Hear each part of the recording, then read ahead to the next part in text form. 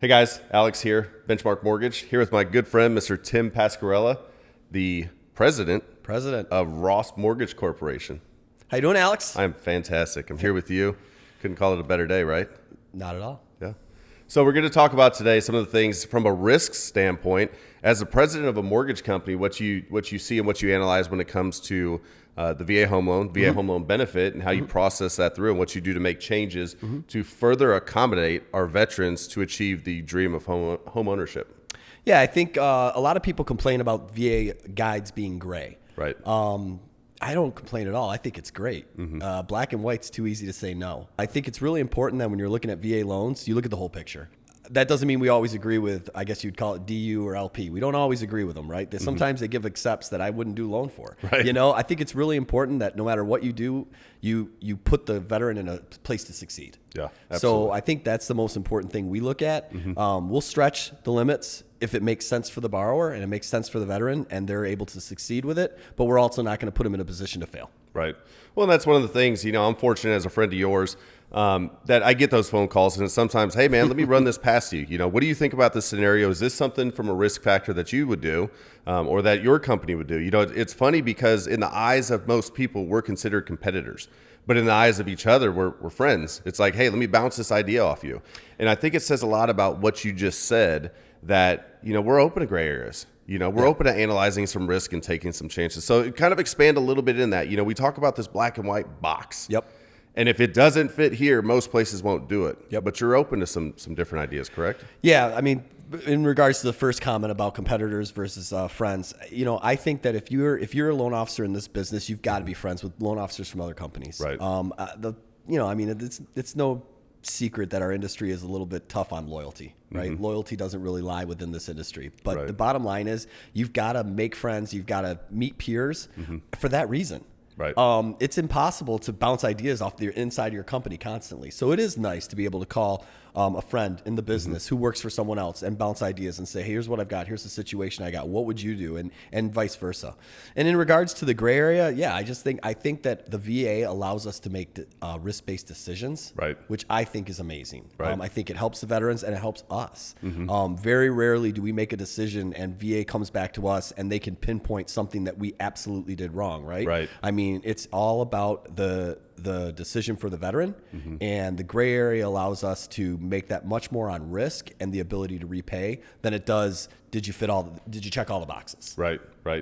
Now, another thing that we see is, obviously we're here in the studio, we're recording, but the fascinating thing to see is how you allow your loan officers, your production staff to work together to reach other people. You got these guys getting together, recording videos, and doing what they can to get their message out to the public. This way people can see what it is that Ross Mortgage is doing to give back to the veteran community. Absolutely. Video in 2020 and beyond, I don't believe there is another way to communicate. Right. All right. So what Ross has done is we have a partnership with a studio, and we open that studio to the entire company, and they have the ability to come in, make videos. And the best part about videos is they just keep getting shorter and shorter and more profound. Right. You've got the number one social media thing right now is TikTok. Yeah. And they're not more than 15 seconds. Right. But the bottom line is you can get your message across in 15 seconds. Right. So having the ability to come in, film, do videos, post it online, I just think sets you apart. Yeah. The articles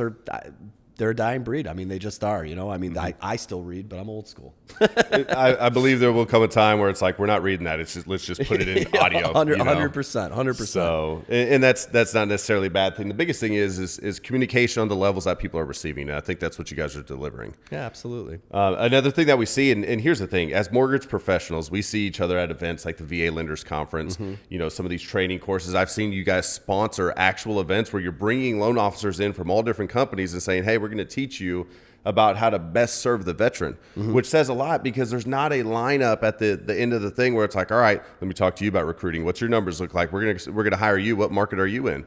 It says a lot about the actual intentions of the company when you're bringing people in, and it's not a recruiting effort. We're not herding cattle through a recruiting station. Sure. But why do you find it so necessary to give back to a community that, once again, there's no loyalty? That's a great question, actually. That's why I asked it. I mean, in regards to loyalty, you build your own loyalty. Right. If you're taking care of your people, they're not going anywhere. Right. Okay. And trust me, I've lost a lot of loan officers and I've gained a lot of loan officers. Why we host these events for loan officers across the country and we don't make it a recruiting tool is because that's not how I recruit. Right. The way in my opinion, the way to recruit is through actions. You know, and if you're willing to invest in not only your loan officers, but that's a big problem that a lot of people make. You got processors, you got loan officer assistants, you got underwriters. You need to invest in all of them. Absolutely. Especially when it comes to VA lending. VA lending changes so much, and there's the book is 3 times as thick as your normal guideline book. Right. And it's impossible to know it all. So all you can do is just continue to invest in your underwriters, loan officer assistants, processors, and obviously your loan officers, and continue to work their knowledge, communicate, and educate. Right. Well, that's a big thing, once again, that we see. You go to the VA Lenders Conference, for example, and you see some Ross Mortgage guys over here. You see some Benchmark, guys and girls over here, and all these different companies. But a lot of the big box companies that you hear talked about constantly on TV, on the news, they're the back plate of the I don't even know what your baseball team is, the Tigers. And you see all these mega advertisers, but their underwriters are not at these meetings. No. They're not at these imperative things to help our industry continue to grow and to best serve the veterans. So why do you find it necessary to contribute to that when, literally you have a book, open up the book, just read it? Well, first off, people like to travel. Let's not kid ourselves. As I'm here in Michigan. And number two, I don't think you can get the true sense of everything you're doing unless you're there. Right. It's very difficult to open up a book because the VA does make it so gray. Yeah. And the asking of questions and having the ability to have the leaders of the veterans mortgage council and everything else like that, be in a room, ask the questions you need, get clarity. The biggest thing for me too is just be better as a company. Right. And the only way to get better as a company is, again, I'm just going to continue to say, communicate and educate. Yeah. Well, that's the thing. The individuals get a chance to connect with the people that they're working with. Like literally your SAR underwriter, if they know that, hey, I can call up, Tom at the RLC, the Regional Loan Center, that's a good connection to have. And not just to accelerate things through, but you kind of know, hey, this is the style of underwriting for this person. And this is how we're going to answer those questions. And if Tom from the RLC says it's okay, I'm okay with it. Absolutely. I think everyone needs to take advantage of their local RLC.